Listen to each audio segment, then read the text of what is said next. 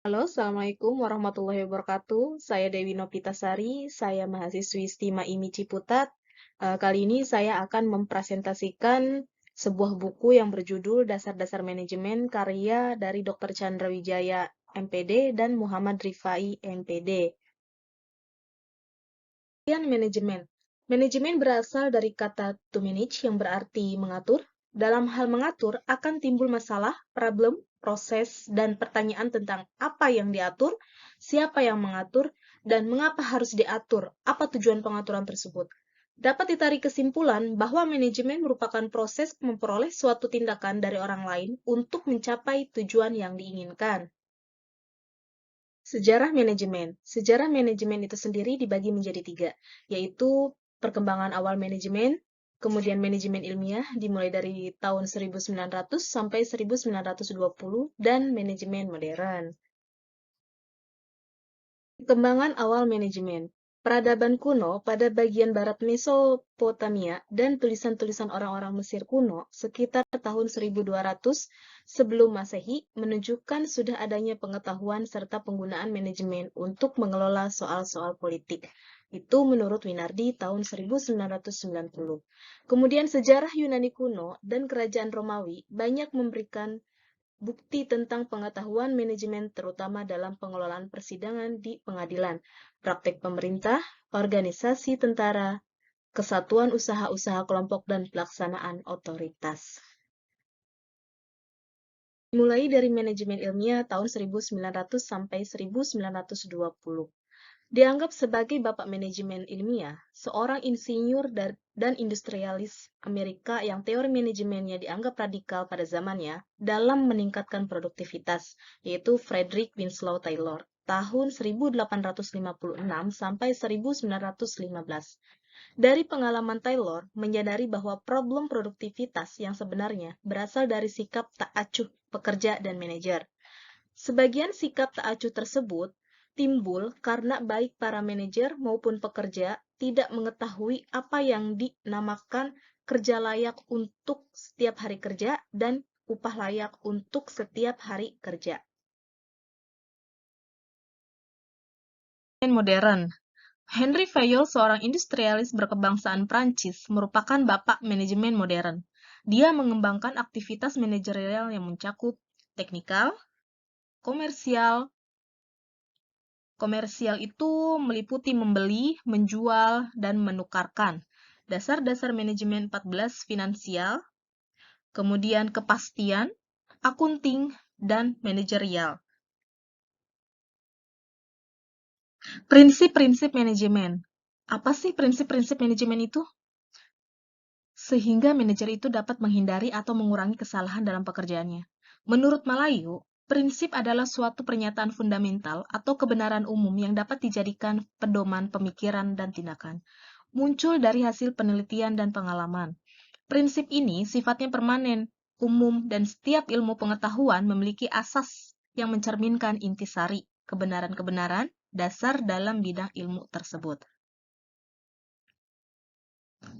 Kemudian ada beberapa fungsi-fungsi manajemen, yaitu perencanaan, pengarahan,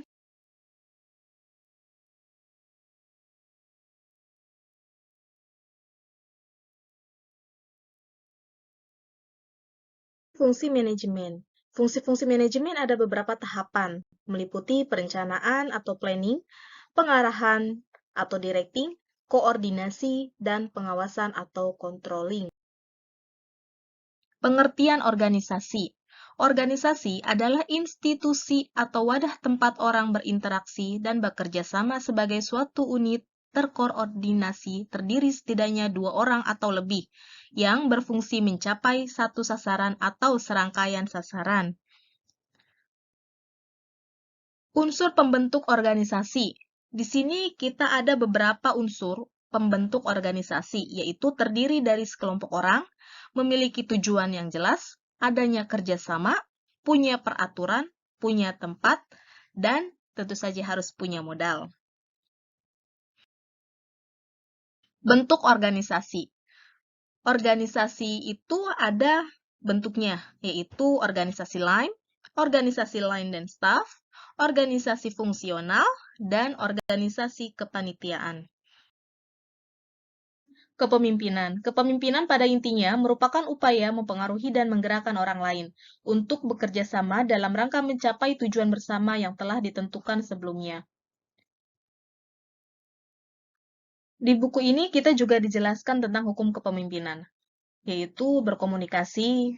Berkomunikasi, seseorang pemimpin perlu menciptakan lingkungan yang menyenangkan untuk memungkinkan komunikasi berjalan dengan mulus. Kemudian mengkoordinasikan, dalam arti tahu persis fungsi dan aktivitas apa yang harus dikoordinasikan dan apakah orang-orang tepat dimanfaatkan sebaik-baiknya. Kemudian mengorganisasikan, menggunakan orang yang tepat pada saat yang tepat untuk menyelesaikan pekerjaan yang telah direncanakan. Kemudian memotivasi, yaitu menciptakan kriteria yang mendorong mereka bekerja sama, lalu membantu mereka untuk memahami keuntungan-keuntungan yang akan mereka nikmati di pekerjaan mereka.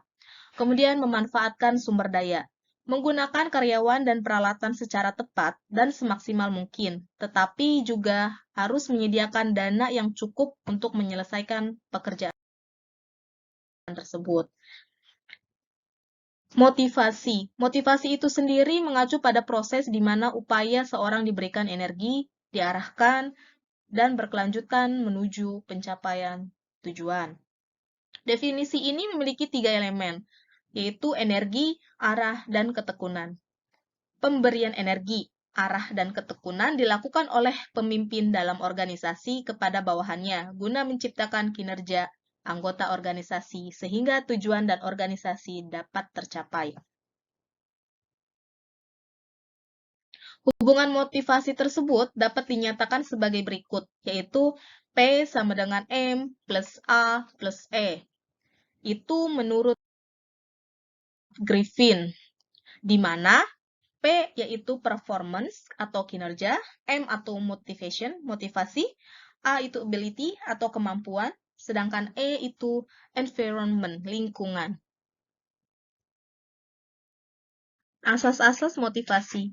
Asas-asas motivasi terdiri dari asas mengikutsertakan, asas komunikasi, asas pengakuan, asas wewenang yang didelegasikan, dan asas perhatian timbal balik. Tantangan dalam memotivasi yaitu ada 2. Banyaknya tugas pekerja manajer yang direntang lebih luas, dan manajer mungkin tidak tahu bagaimana memotivasi orang selain sekedar menggunakan penghargaan finansial. Menurut Kretner dan Kinnick tahun 2010, untuk menghadapi tantangan tersebut, program yang bersifat motivasional dapat dipertimbangkan untuk memperbaiki produktivitas, kualitas, ataupun kepuasan pekerja. Komunikasi organisasi. Komunikasi organisasi menurut Lewis tahun 1987, komunikasi merupakan pertukaran pesan yang menghasilkan pertukaran makna antara pengirim dan penerima pesan. Sedangkan menurut Robbins tahun 1984, pengiriman dan pemahaman terhadap arti merupakan substansi komunikasi. Sedangkan bertolak belakang dari pendapat Lewis di atas, dapat dipahami bahwa sesungguhnya komunikasi organisasi merupakan sebuah proses pembagian pesan, ide-ide, atau sikap dalam suatu organisasi, seperti bisnis, industri, pemerintahan, dan pendidikan. Fungsi komunikasi dalam organisasi. Penting nggak sih fungsi komunikasi dalam organisasi? Tentu saja penting. Proses komunikasi merupakan bagian integral dari perilaku organisasi untuk menjalankan tugas-tugas yang menjadi tanggung jawab pimpinan dengan para bawahan.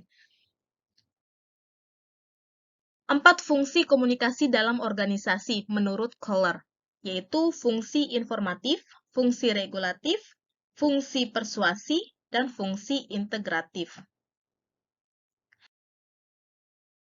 Sistem komunikasi dalam organisasi. Menurut Lewis, tahun 1987, sistem komunikasi itu meliputi beberapa, yaitu komunikasi dari atasan kepada bawahan atau top-down communication. Komunikasi ini menekankan pengaliran informasi dari pimpinan kepada bawahan. Kemudian komunikasi dari bawahan kepada atasan, bottom-up communication.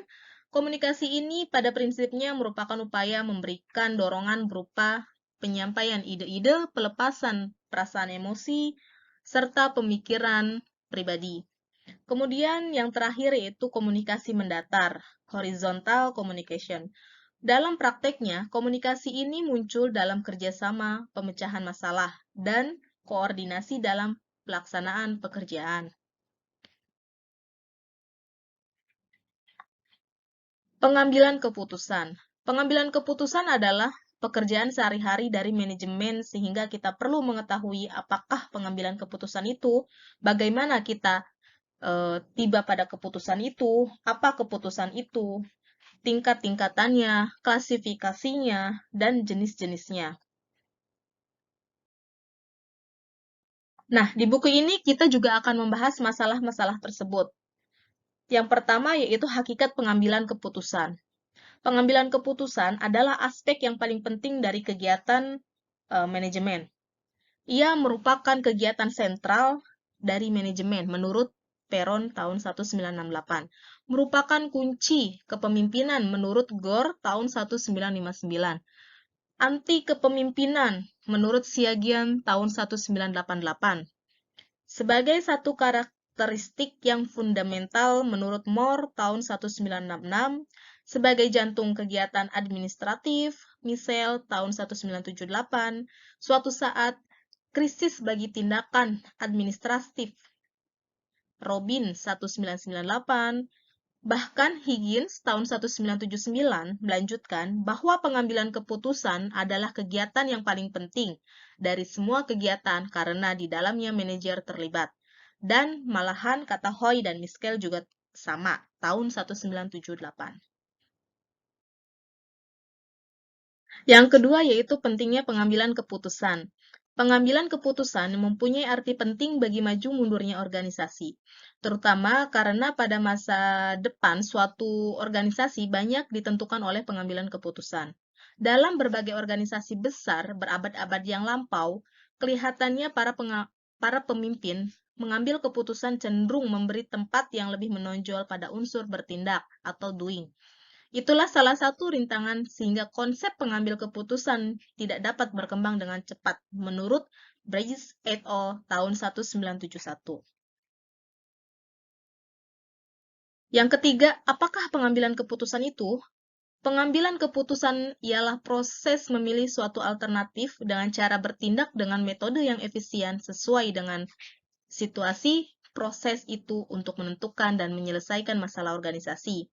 Sehubungan dengan itu, pengambilan keputusan hendaknya dipahami dalam dua pengertian, yaitu satu, penetapan tujuan yang merupakan terjemahan dari cita-cita aspirasi, kedua, pencapaian tujuan melalui implementasinya, yaitu menurut Inbar 1979. Ringkasnya, keputusan dibuat untuk mencapai tujuan melalui pelaksanaan, dan ini semua berimpikan pada hubungan kemanusiaan. Metode pengambilan keputusan. Metode pertama adalah metode rasional, yang disebut juga model rasional. Ini adalah metode klasik yang secara implisit mencakup model birokratif dari pengambilan keputusan. Metode kedua adalah tawar-menawar inkremental. Hasil keputusan ini diperoleh sebagai jeripayah dan tawar-menawar yang melelahkan dan persuasif melalui perdebatan dan negosiasi. Metode ketiga, yang disebut metode agresif, mencakup antara lain teknik Delphi dan teknik pengambilan keputusan yang berkaitan. Metode keempat, yaitu adalah metode keranjang sampah, atau non-decision making model, dikembangkan oleh March dan Olsen tahun 1979.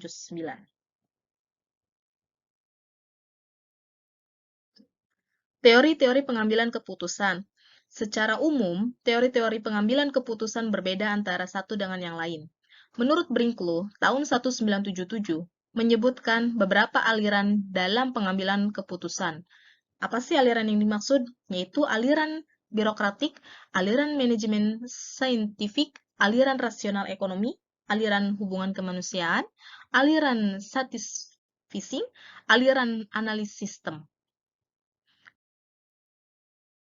Komitmen organisasi. Komitmen organisasi terbentuk dari keseharian seseorang dalam memahami situasi dan kondisi organisasi, sehingga membentuk satu proses mental yang kuat, yang mampu menghidupkan gairah atau semangat dalam berorganisasi, dengan berusaha melakukan segala aktivitas organisasi dengan penuh ketekunan dan kekonsistenan.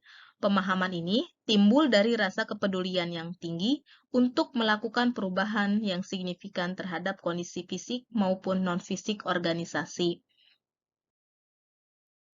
Ciri-ciri komitmen organisasi menurut Goleman tahun 1998 menyatakan bahwa memiliki inisiatif untuk mengatasi masalah yang muncul baik secara langsung terhadap dirinya maupun organisasi. Bernuansa emosi, yaitu menjadikan sasaran individual dan sasaran organisasi menjadi satu dan sama atau merasakan keterikatan yang kuat. Bersedia melakukan pengorbanan yang diperlukan, misalnya menjadi patriot, memiliki visi strategis yang tidak mementingkan diri sendiri. Bekerja secara sungguh-sungguh walaupun tanpa imbalan secara langsung. Merasa sebagai pemilik atau memandang diri sebagai pemilik, sehingga setiap tugas diselesaikan secepat dan sebaik mungkin. Memiliki visi strategis yang tidak mementingkan diri sendiri. Memiliki rumusan misi yang jelas untuk gambaran tahapan yang akan dicapai. Kemudian memiliki kesadaran diri dengan perasaan yang jernih bahwa pekerjaan bukanlah suatu beban. Faktor-faktor yang mempengaruhi komitmen organisasi menurut Steers tahun 1980, yaitu ada yang membedakan faktor-faktor yang mempengaruhi komitmen terhadap organisasi menjadi 4 kategori, yaitu karakteristik personal, karakteristik pekerjaan, karakteristik instruktural, dan pengalaman pekerjaan.